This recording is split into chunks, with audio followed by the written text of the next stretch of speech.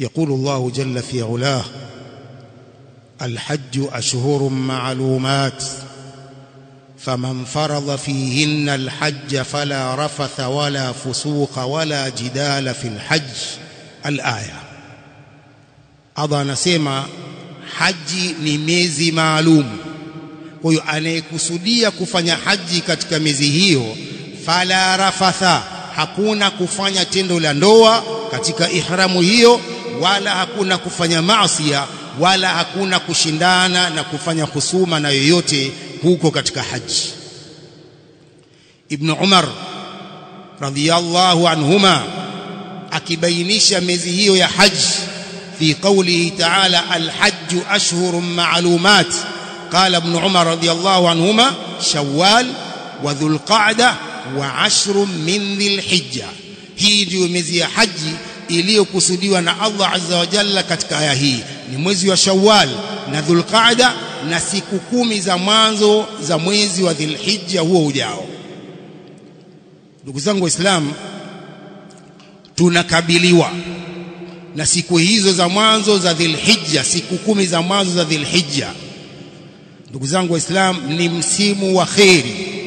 Siku 10 za mwanzo za mwezi wa Hijja ni siku za kheri, siku za baraka, siku zenye ajiri nyingi. Ni msimu mzuri. Kila mmoja katika Waislamu anatakiwa atumie vizuri siku hizo 10 zijazo kwa kufanya amali njema na kufanya sampuli nyingi za kujiweka karibu na Allah subhanahu wa ta'ala. Ni siku zenye manufaa mengi kwa Waislamu. Siku hizo 10 zimepata ubora huo kwa mambo mengi. Moja katika hayo, Allah subhanahu wa ta'ala ameziapia siku hizo 10, na Allah subhanahu wa ta'ala akiapa kwa jambo linaonesha utukufu wake jambo hilo na manufaa yake. Allah subhanahu wa ta'ala katika surati al-Fajr yakulu ta'ala: wal fajr wa layalin ashr, na apa kwa wakati wa al-fajr, na pia na apa kwa siku 10 hizo za mwanzo za Dhul Hijja. Ibn Abbas wa Ibn Zubair radiyallahu anhum وكذلك مجاهد وغيرهم من السلف والخلف ونسمى ليال عشر إنها عشر من ذي الحجة. مقصودية وليال عشر ni siku 10 za mwanzo za Dhul Hijja.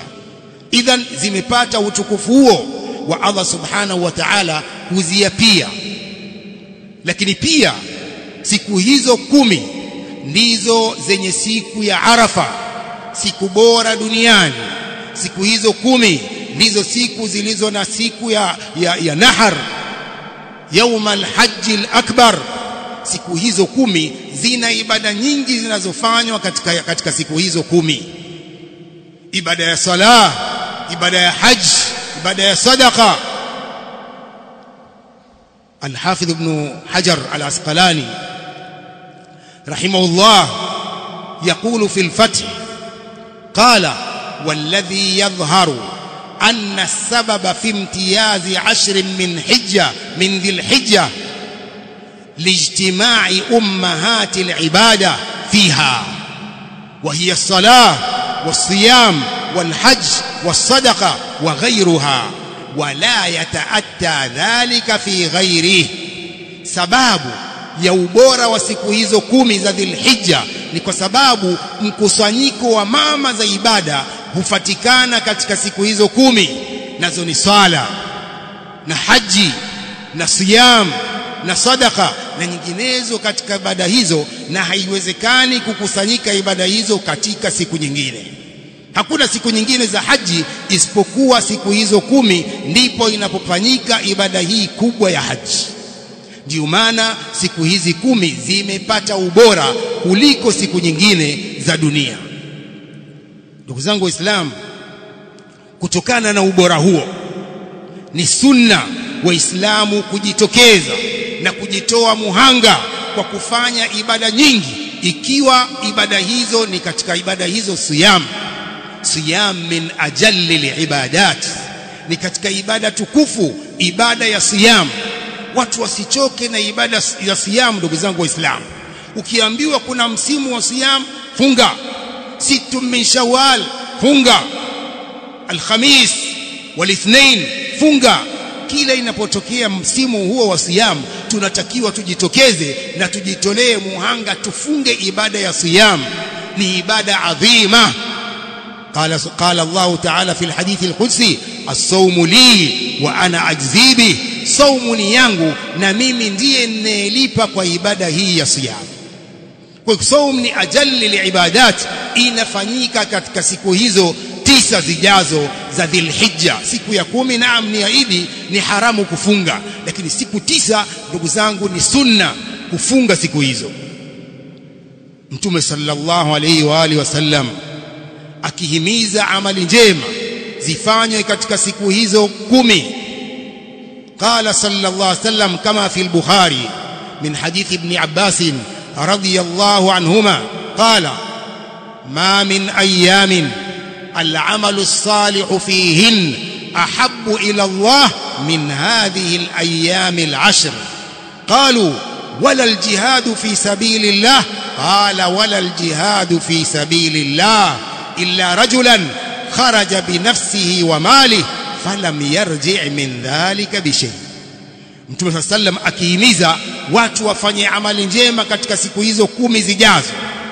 Tunasema ma min ayamin, hakuna siku zozote ambazo Allah anapenda kufanywa amali njema katika siku hizo. Ma min ayamin al-amalu as-salihu fihinna ahabbu ila Allah min hadhihi al-ayami al-ashr. Hakuna siku zozote ambazo amali njema Allah anapenda sana kuliko amali njema zinazofanywa katika siku hizo 10 za Dhulhijja. Qalu, masahaba wakamwambia Mtume, wala aljihadu fi sabilillah, wala jihadi pia si bora kuliko kufanya amali katika siku hizo. Qala wala aljihadu fi sabilillah, pia jihadi si bora. Illa rajulan kharaja bi nafsihi wa malihi falam yarji' min dhalika bi shay, isipokuwa mtu aliyetoka kwenda katika jihadi kwa nafsi yake na mali yake, halafu asirejee akauawa shahidi kule katika maaraka, huyu amali hiyo ni bora kuliko kufanya amali katika siku hizi. Lakini jihadi yoyote inashindwa na amali njema kufanya katika siku hizi 10 zijazo. Ndugu zangu Waislamu, ni msimu mzuri Waislamu ambao watabarikiwa na kuwafikishwa kufika katika siku hizo. Wanatakiwa watumie uhai wao, wanatakiwa watumie afya zao kwa ajili ya kufanya amali njema kila anayoiweza. Ukiweza kufanya siyam, funga siku 9. Huwezi kufanya ibada hiyo ya siyam, fanya ibada nyingine ambayo ulikuwa unaiweza. Sadaka, kama kusali sala za sunna, sali za sunna. Almuhimu ujitolee kwa ajili ya uhai wako na ujitolee kwa uzima wako na afya yako. Ndugu zangu Waislamu, hakuna asiyejua kwamba katika Eid al-Adha kuna ibada ya udhiya, kuchinja mbuzi mmoja kwa familia ya mtu yote. Mbuzi mmoja ndio anayotakiwa kwa familia nzima ya mtu. Mbuzi mmoja ni sunna. Mtume sallallahu alayhi wasallam anasema, asiye ambaye ana uwezo halafu asichinje udhiya, basi asihudhurie katika musalla wetu wa Eid. Man yajidu sa'a wa lam yudhi fala yaqrabanna musallana, ambaye ana uwezo na asichinje udhiya asije katika musalla wetu wa Eid. Mtume akisisitiza ibada hiyo ya udhiya. Kwa hiyo ndugu zangu Waislamu, kama mtu ana azma ya kuchinja udhiya siku ile ya Eid na siku za tashriki 3, anatakiwa mwanzo tu ukiingia siku zile 10 asikate kucha, asikate nywele zake, wala asikate ngozi yake yoyote. Asikate kucha. Baada ya kuingia tu tarehe 1 ya Dhulhijja, ajizuie kukata kucha, ajizuie kukata nywele, ajizuie kukata ngozi yake yoyote katika mwili.